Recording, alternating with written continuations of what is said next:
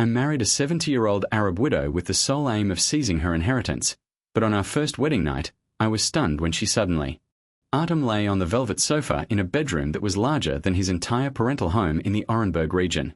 Nearby, on a huge canopy bed, slept his newlywed wife, the 70-year-old Arab millionaire Layla Almahanzoui, confined to a wheelchair.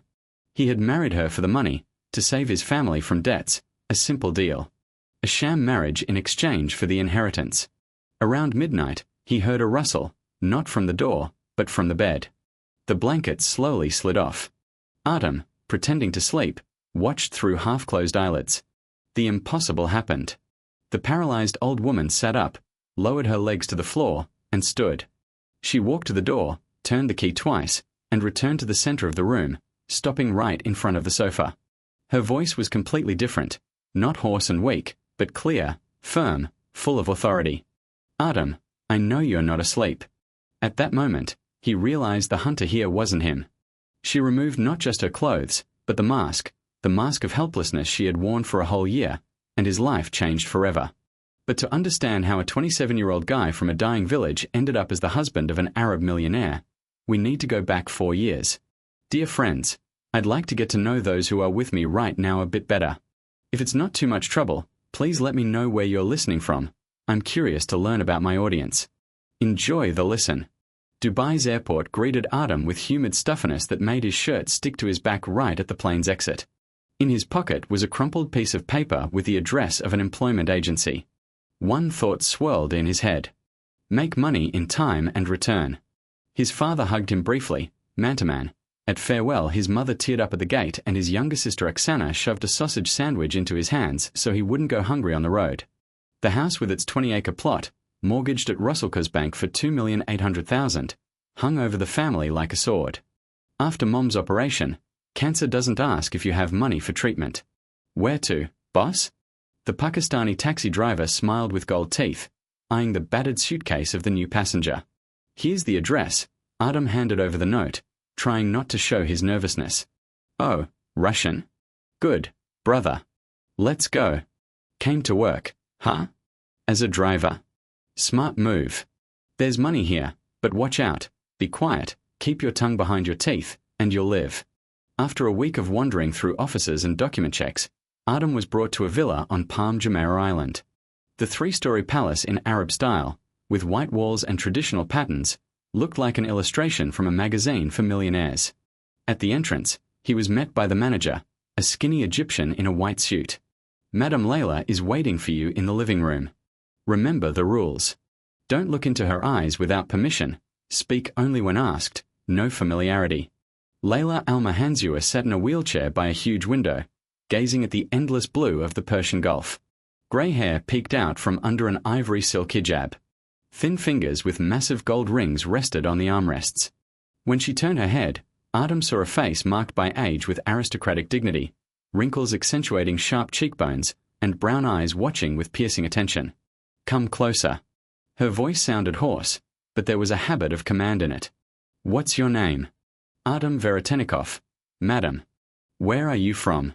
From the Orenburg region, the village of Svetly. I know those places. My mother was from Leningrad. She told me about the Russian provinces. Do you speak English? A little. I studied in school. We'll speak Russian. It's easier for me, and simpler for you. The next 4 years turned into a strange ritual of care and loneliness. Every morning, Artem rose at dawn, prepared a light breakfast, oatmeal with dates and mint tea, checked the battery charge of the electric wheelchair, helped the mistress get dressed. His duties had long gone beyond those of a simple driver. He fed her with a spoon when her hands refused to obey, supported her during rare walks in the garden, read Arab newspapers aloud, translating unfamiliar words via his phone. You know, Artem, she said once, looking at the date palms by the pool, wealth is a curse. Everyone sees only the money, no one sees the person. Do you have family? Relatives? There's my brother Rashid. He manages all affairs since my husband died. A caring brother. Bitterness slipped into her voice. Very caring. A year ago, a stroke happened. That's what the doctors concluded after finding Layla unconscious in the bedroom. Paralysis of the lower body, weakness in the arms, speech problems. The diagnosis sounded like a sentence. But Artem, who spent days with her, noticed oddities. Sometimes her fingers gripped too tightly. Her gaze followed movements too precisely for someone with brain damage. The evening that changed everything started with the usual calculation.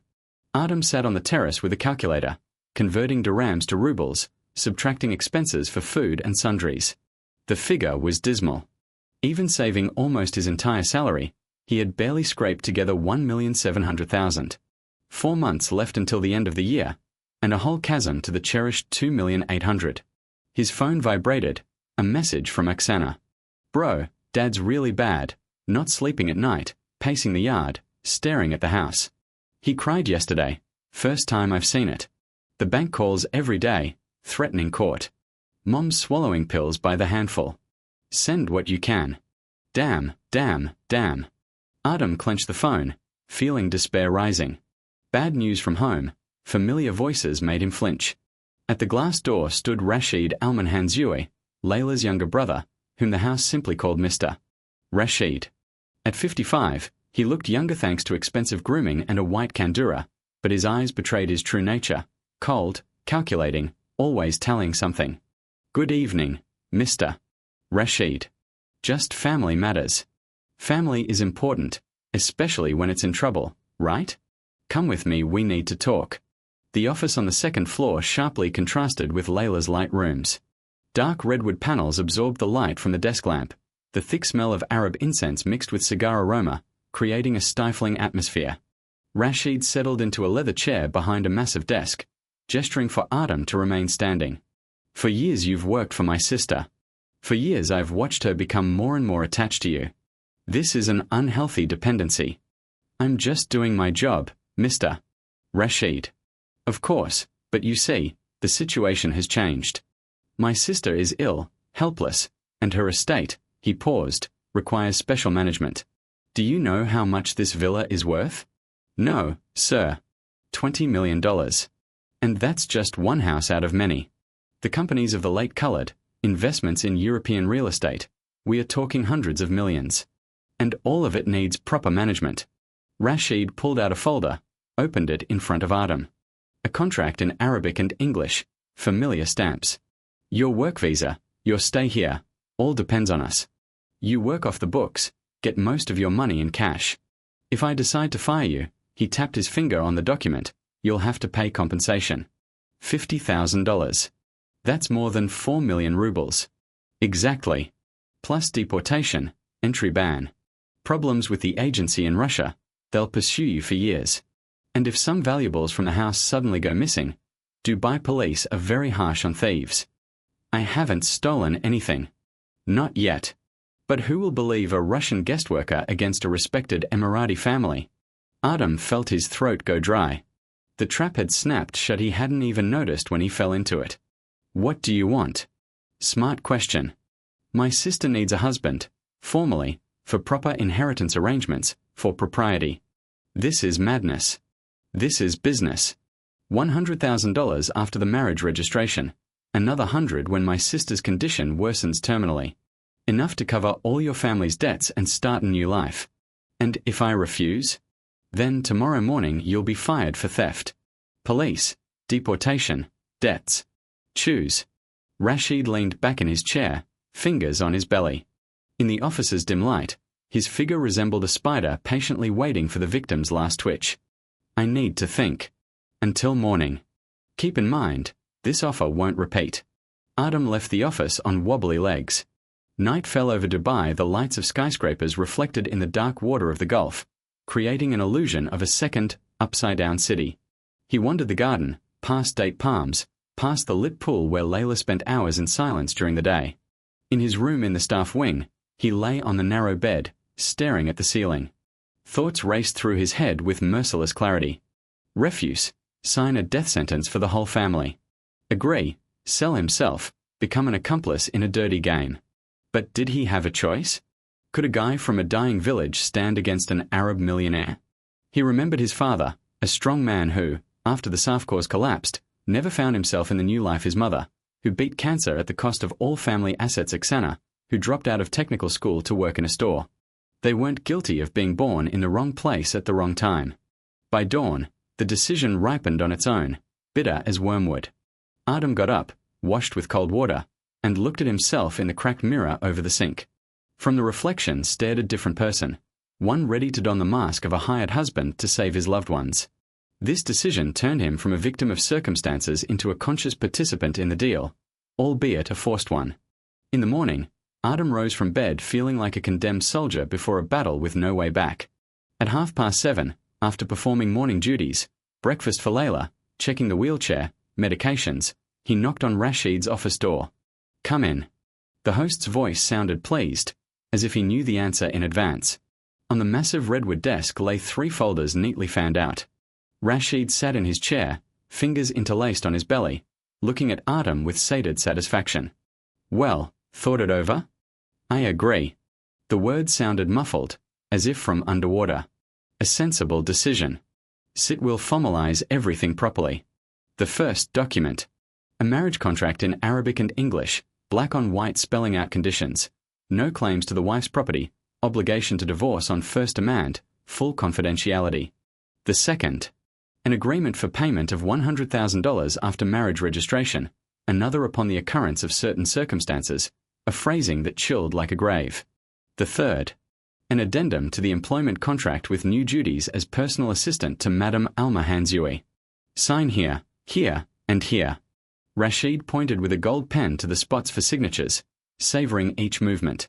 Artem took the proffered pen, heavy, expensive, with Arabic engraving, and signed, feeling as if with each stroke he gave away a piece of his soul. Rashid took the documents, hid them in the safe, and turned with a predator's smile who had caught his prey. "The wedding is tomorrow at 3 o'clock. In the morning, an imam will come. You'll accept Islam, say the Sharada. Don't worry, just repeat a few words in Arabic after him. They'll bring you a suit. And remember, this is just a formality, a business deal. No foolishness, no illusions. When the time comes, you'll disappear from my sister's life as quietly as you appeared. Understood? Good. You may go." The next day, the villa transformed with minimal effort. A few flower arrangements in the main hall, a white runner from the entrance to the living room, the smell of incense thicker than usual. Artem was dressed in a white kandura that hung on him like a sack, the sleeves too long, the hem dragging on the floor. He felt like a clown actor in someone else's play. Layla was brought to the living room in a gold dress with heavy embroidery studded with tiny pearls.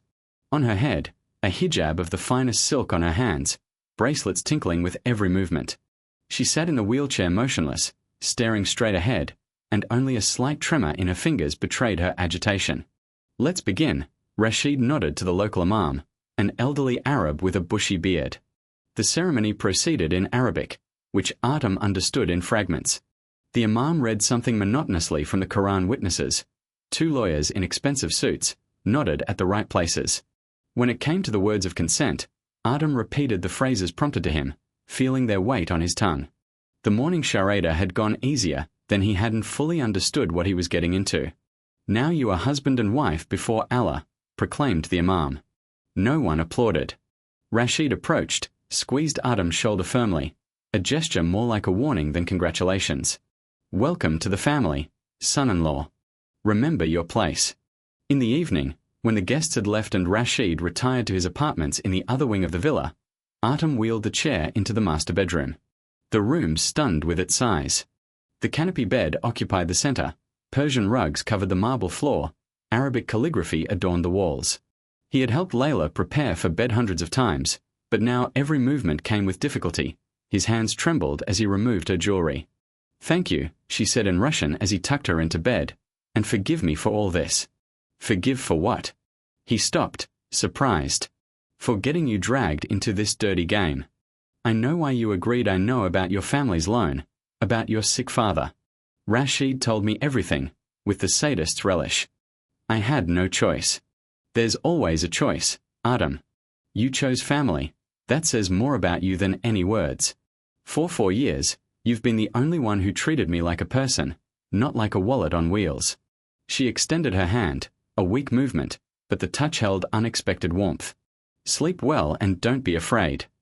I won't demand marital duties from you. This marriage is a sham for everyone, including us." Artem settled on the velvet sofa by the window, but sleep wouldn't come. He looked at the silhouette of the sleeping woman in the moonlight and tried to make sense of what had happened. Yesterday he was just a driver, today the husband of a millionaire. The absurdity pressed on his chest. Around 2 in the morning, thirst drove him to the kitchen. Returning with a glass of water, he noticed something strange. The bedroom door was ajar, though he distinctly remembered closing it. Peeking inside, he froze. The wheelchair stood not by the bed where he had left it, but in the middle of the room, turned around. The brakes, which he always carefully locked, were released. Artem approached closer, checked the mechanism. Everything was in order, no breakdowns. Layla slept in the same pose, breathing even, face calm. No one else was in the house. The staff slept in the outbuilding beyond the gates. Who could have moved the wheelchair? He returned to the sofa, but the image of the displaced chair wouldn't let him rest. No logical explanation came, only an absurd one, but his mind refused to accept it. The next day, after lunch, while helping Layla change after her afternoon nap, Artem noticed another detail. A thin silk scarf that had been on her shoulders yesterday was caught on the wheelchair's wheel. The way the fabric was wound around the axle was only possible with electric drive motion. If the chair had simply been pushed, the scarf would have slipped off. Something wrong? Layla asked, noticing his hesitation. No, everything's fine, just the scarf got caught. But inside, a decision was ripening. He would watch. Something was happening in this house that he didn't understand, and it scared him more than any of Rashid's threats. That evening, Artem performed the usual ritual with doubled attention. He watched how she used her hands while eating, noted reaction speed, muscle tension. Everything looked as usual. Weakness characteristic of paralysis, slow movements, fatigue by day's end.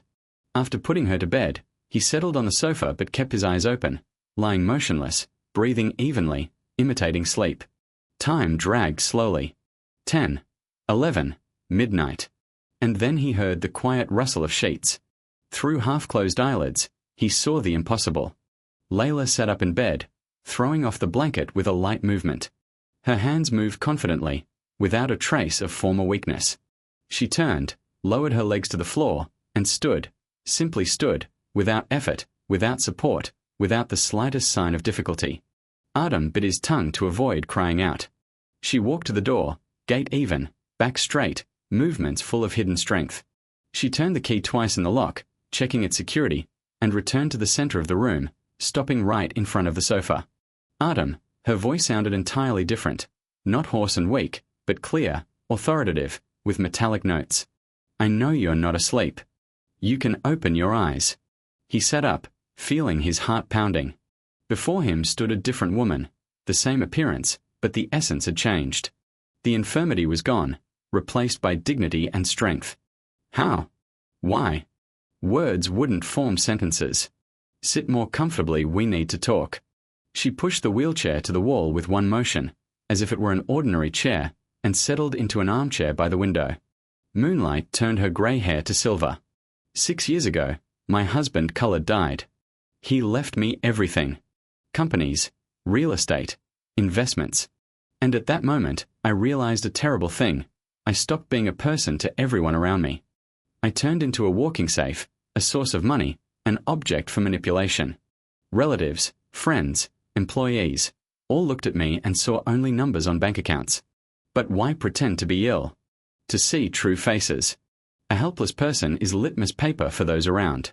Some show care out of greed, some out of fear, some stop noticing altogether. In this year, you were the only one who treated me with sincerity. You talked about your family, your homeland, sharing without begging for help, just sharing. You saw me as a person, not an ATM. I was just doing my job. No, a job can be done mechanically, but you put your soul into it. And that's why, when Rashid decided to use you in his game, I agreed to the marriage, but not for his reasons. She stood up, walked to the window, looking at the lights of nighttime Dubai. My little brother thinks he cornered you, made you an obedient puppet. He plans to use you to control my inheritance, then toss you like a used napkin. But he underestimates us both. I don't understand. By marrying you, I gave you protection. Now you're not just a worker who can be fired and deported. You're my lawful spouse. You have rights that Rashid can't take away. And together, we can stand against him. You mean? I mean from now on, We are allies. By day, I'll continue playing the role of a helpless invalid, and you, the devoted husband caretaker.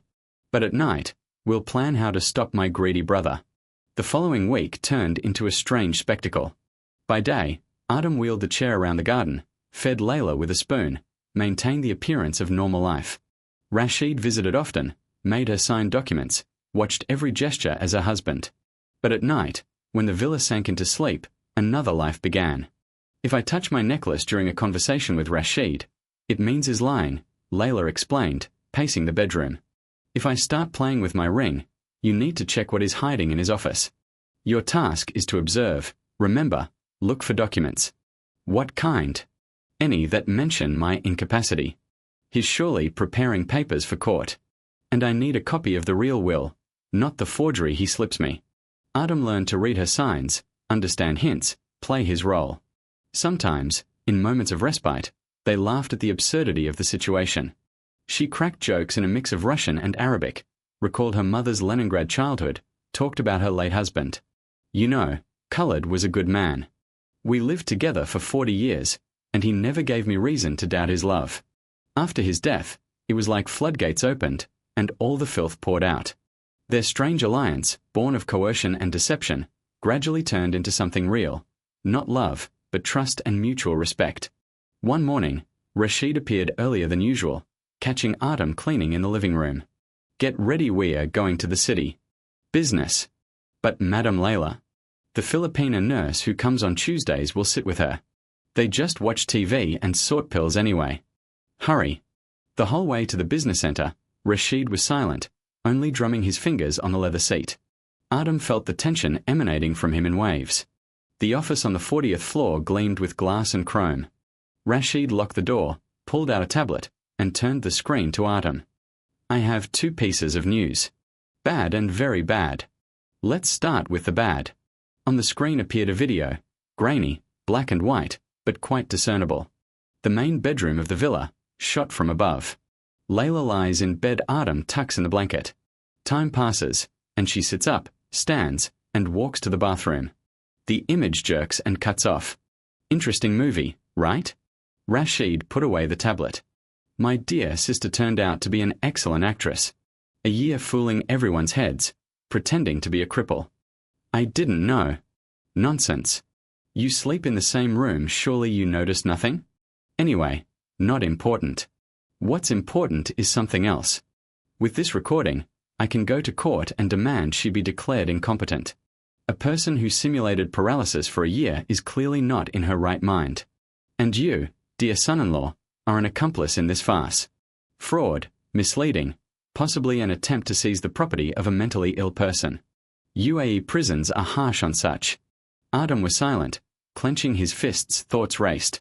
Need to warn Layla, need to think of something, need to. But I'm a magnanimous man, Rashid continued. Ready to forget about this video if you help me.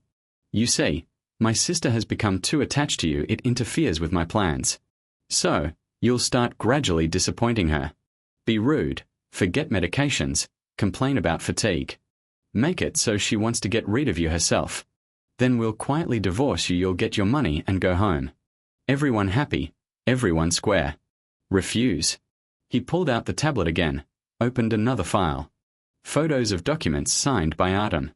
Then I'll hand this to the police, add testimony about your strange behavior, hint at theft of some valuables. I think no need to explain further. The trap had snapped shut. What seemed like liberation, Layla's ability to walk, their secret alliance, turned into new chains. Artem stood at a crossroads where every path led to an abyss, and he had to choose right now.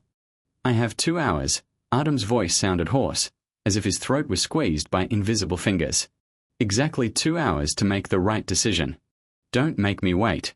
Artem left the office tower onto the hot street, where the air shimmered from the scorched asphalt, and glass skyscrapers reflected the merciless sun. One thought pounded in his head. Warn Layla, tell her everything, find a way out of this nightmare. The whole way to the villa, he drove at the limit, ignoring other car signals and running yellow lights. Leaving the car on the driveway, Artem ran up the marble steps and burst into the house. Layla! He shouted, forgetting all caution. She sat in the living room with a book, portraying her usual infirmity for the maid.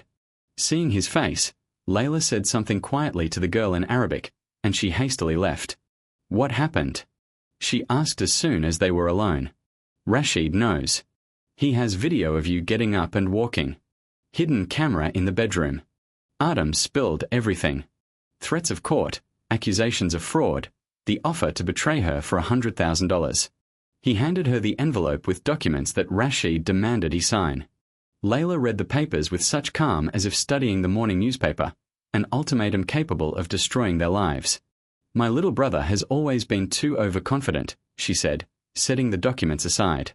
Thinks he outplayed an old woman. Come, I'll show you something interesting.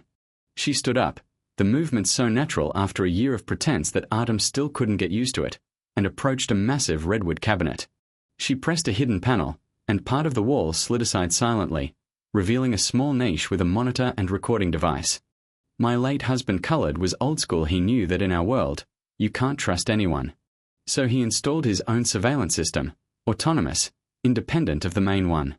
You mean? I mean I knew about Rashid's camera from the first day and let him see only what I needed him to. She tapped the monitor, her fingers slid confidently across the touchscreen, selecting the right files. On the screen appeared Rashid's office, the same one where hours ago Artem had been offered betrayal. Watch and listen carefully. This recording was made the day after our wedding. The image flickered, then stabilized. Rashid sat at his desk, talking on the phone, his voice clear thanks to a directional microphone. This Russian fool signed everything needed. Now he's officially my sister's husband. When the old hag goes to her ancestors, and that will happen soon, I'll take care of it. We'll toss him like a used rag, accusing him of trying to seize the property. Deport him back to Russia. Yes, everything's covered. Layla's a senile old fool who trusted the first comer. The court will side with us, especially when we present evidence of her instability. Every word from Rashid hit like a slap, to him and to the woman who had endured her own brother's betrayal for so many years. This is just one of many recordings, Layla explained calmly. I have a whole collection of his confessions. Extortion, plans to forge documents, admissions of embezzlement from the family business. But what about his video with your paralysis? Think for yourself. What's worse for the court, an elderly woman who pretended to be ill to test those around her, or a man planning to murder his sister for the inheritance?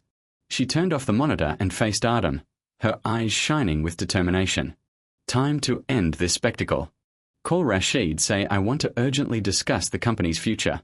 Let him come in an hour. Rashid appeared exactly 50 minutes later, radiating a winner's confidence. Entering the living room, he surveyed the scene. Layla in the wheelchair by the window, Artem standing aside with head bowed, a picture of total capitulation. Sister, you wanted to see me? Yes. Brother, sit. We need to talk about the future. Glad you're starting to think reasonably. Hope your husband explained the situation to you. Layla slowly raised her head, and something in her gaze made Rashid tense.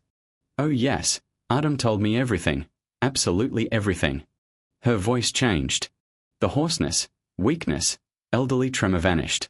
The words sounded pure, authoritative, with metallic notes. You know, Rashid, I've thought long about what to do with you. You're my brother, blood of my blood. But you're also a thief, a liar, and a traitor. What nonsense are you spouting? You're ill, sister, you need help. Enough. She stood from the chair with a smooth motion. Rashid recoiled, his face paling. This. How? How can I walk?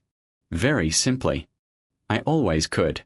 For a whole year, I played the role of a cripple to see your true faces. And you know what? Of all those around, only one person treated me with sincere care. Only one didn't try to tally my inheritance. Rashid tried to compose himself, speaking quickly, stumbling. I have proof of your pretense, video. I'll show it to the judge, they'll declare you incompetent. Show it. Layla nodded to Artem. Then we'll show something too. Artem connected a flash drive to the TV, and the huge screen came alive. Rashid's office, him with phone to ear, a smug smile on his lips. His voice filled the room. This Russian fool signed everything. The old hag will go to her ancestors, I'll take care of it. We'll toss him like a used rag. Rashid lunged at the screen, but Artem blocked his path. Cornered, he shouted. It's a fake. Montage. No one will believe. The recording was made by the security system installed by Colored. Every file has a timestamp, digital signature. Any expert will confirm authenticity. Layla approached closer, looking down at her brother. For the first time in years. Your video might raise questions about my mental health. My recording will send you to prison for extortion, fraud, and attempted murder. The choice is yours. Rashid sank into the chair, all his arrogance evaporated like morning mist. He looked from sister to Artem, seeking some support. Layla, sis, forgive me. I didn't mean to. It's all greed, cursed greed. Now you regret? No, brother, you regret only getting caught. Listen carefully. Tomorrow morning, you'll sign a waiver of all powers, return all stolen funds. Yes, I know about your little embezzlements, and disappear from my life forever. But I'm your brother. You stopped being my brother the moment you decided money is more important than blood. Go, and don't make me use these recordings. The following weeks passed in a whirlwind of legal procedures. Layla's lawyers methodically unraveled Rashid's financial machinations, returning stolen funds, annulling fake contracts. The UAE courts, known for their strictness toward fraudsters, sided with Layla. Artem watched this process with mixed feelings. Relief mingled with anxiety about the future. Now the threat was gone, the money for the family received. But what next? The answer came on a warm evening when Layla invited him to the terrace. She stood at the railing, looking at the gulf where yacht lights swayed on the dark water. You know, Artem, I want to thank you, not for what you did in recent days, but for these 4 years. I was just working. No, you did much more. You saw me as a person when everyone else saw only money. She pulled out an envelope, handed it to him. Inside, a bank statement with a sum that took his breath away.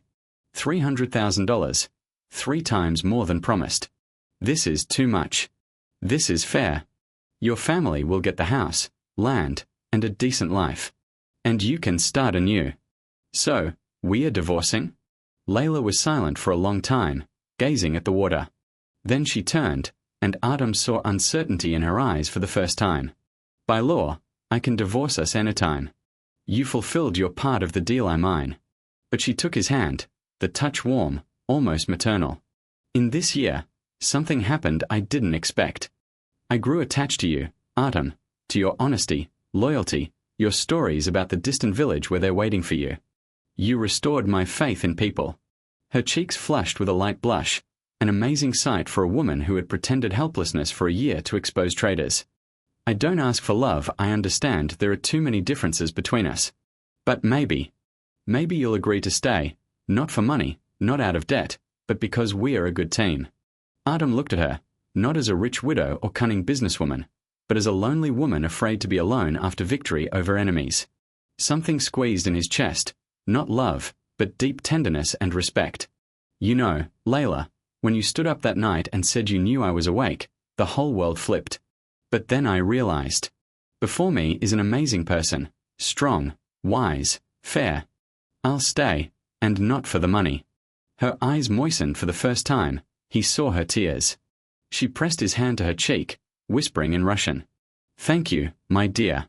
Thank you for everything. A year later, the plane landed at Orenburg Airport. Artem led an elegant woman in a warm coat and fur hat by the arm. Layla had insisted on buying everything on site to feel a real Russian winter. At the exit, the whole family met them. Father in polished boots, mother in a new scarf, Oksana with a bouquet of flowers. Hugs, tears, laughter, and surprised glances at the unusual couple. Mom, Dad, this is Layla, my wife.